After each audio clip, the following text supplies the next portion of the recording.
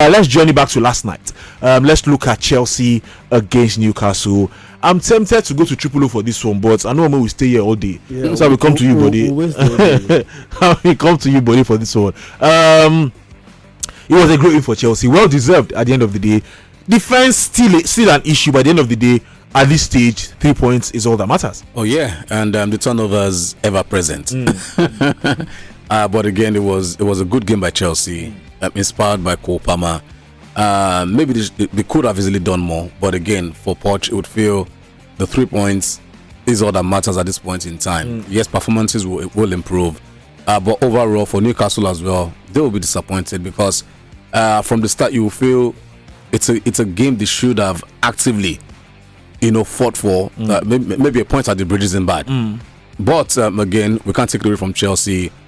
Showed that they wanted it more on the night, and once the chances did appear, they had to take them. And for Raheem Sterling, at his age and his wealth of experience, we'd expect that he should be doing a bit more for this Chelsea side.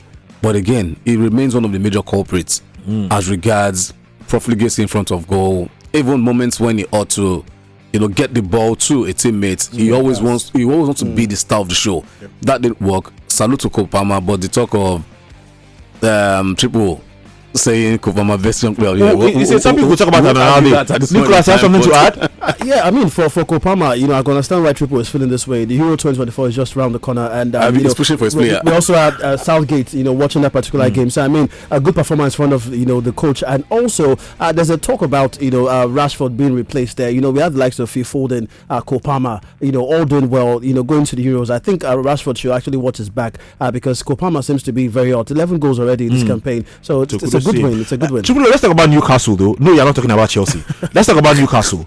Can we blame it on the injuries they have sustained this season? Because once again, Anthony Gordon got injured yesterday and was taken off. I mean, like I said many times, they've never had Callum Wilson and Alexander Isak fit at the same time. The guy they signed from Leicester City in the summer, the number 15, Harvey Barnes, has really not played all that much. He got injured in his first game and has been out of the team. So can we blame? I mean, Kieran Trippier has gotten his own share of injuries as well. Dan Burn has gotten his own share of injuries as well. So can we blame injuries for their problems this season? No, I think injuries have been responsible for what have happened to them this season, but I don't think injuries are everything for them. I think key players also have lost form. The likes of Kieran Trippier. I mean, Trippier has been injured, and the times that he's not been injured, we've seen a lot of times that Trippier has cost this Newcastle team. I mean, he was responsible not in Premier League, but in the EFL Cup, the Chelsea game in the EFL Cup, he literally gave the ball away, and he did that a couple of times in the Premier League.